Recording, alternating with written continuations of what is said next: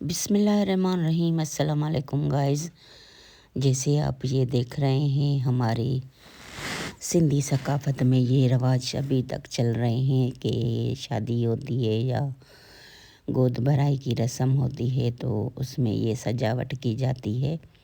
हमारे सिंधी लोग अभी भी यही बातें कर रहे हैं। तो अभी आप देख सकते हैं कि मैंने सोचा कि चलो ये भी वीडियो आपसे शेयर कर दूं कि हमारे पड़ोस में थी अब गोद भराई की रस्म। तो ये सब बच्चे के कपड़े वगैरह सब रखे हुए थे, मिठाई और सारी चीज़ें। और हमारे में जो लोग हैं, सिंधी लोग, पहले से ही सारी तैयारी कर देते हैं कि देखते हैं कि जो भी बच्चा हो या बच्ची हो तो पहले से ही सारी चीज़ें अवेलेबल करके रखते हैं। तो माशाल्लाह से ये सारी सेटिंग बनी हुई थी तो मैंने भी कहा चलो आपसे ये वीडियो शेयर कर दूं।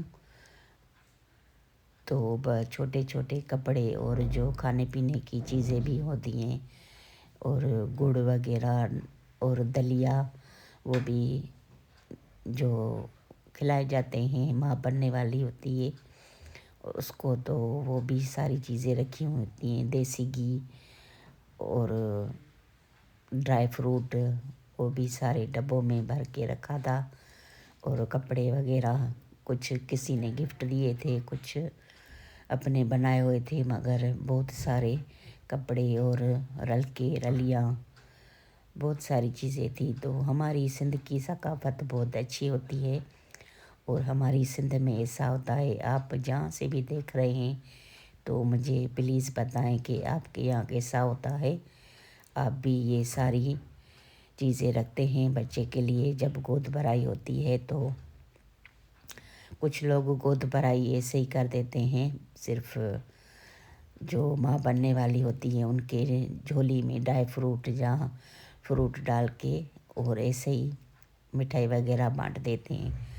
मगर यहाँ पे इन लोगों ने सारी चीज़ें रखी थी।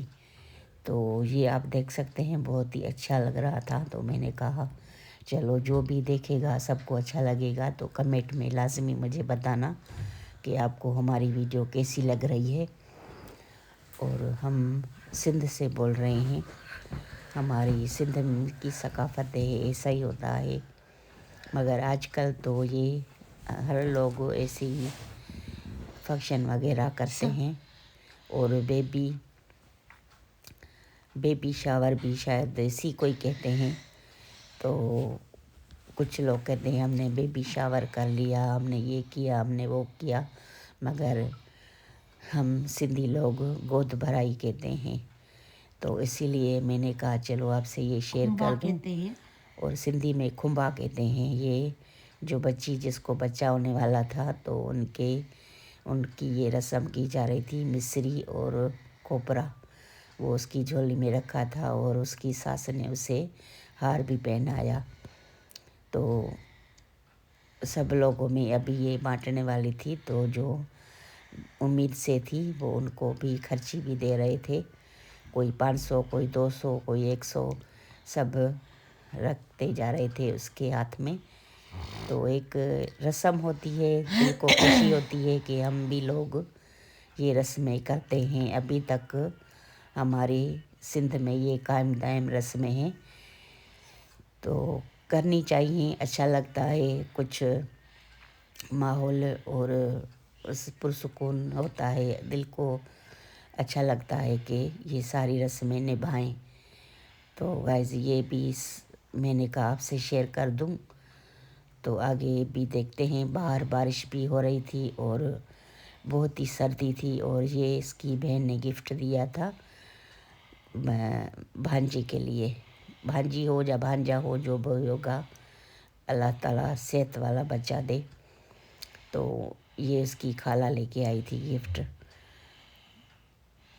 ये सारा इसमें कपड़े वगैरह जो भी सेटिंग होती है वो थे पैक किए हुए। और ये रिलियाँ भी बनाई गई थी। और ये देखिए आप, बारीकी काम बना हुआ था और बहुत ही अच्छी लग रही थी। تو یہ رل کے مجھے دکھا رہی تھی کہ یہ باجی اس میں بھر لو اور تم بھی اپنی بیٹی کے لیے بنانا. تو میں نے کہا مجھے بھی اچھے لگ رہے ہیں, ہم بھی یہی کام کریں گے. تو میں اسی لیے دیکھ رہی تھی. اور چھوٹے چھوٹے رل کے بنے ہوئے تھے, جیسے بڑی رلیاں ہوتی ہیں وہ نہیں, بچے کے لیے چھوٹے.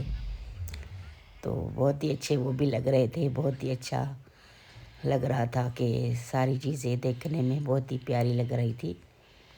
تو ماشاءاللہ بچے کے لیے یہ بنوانی چاہیے.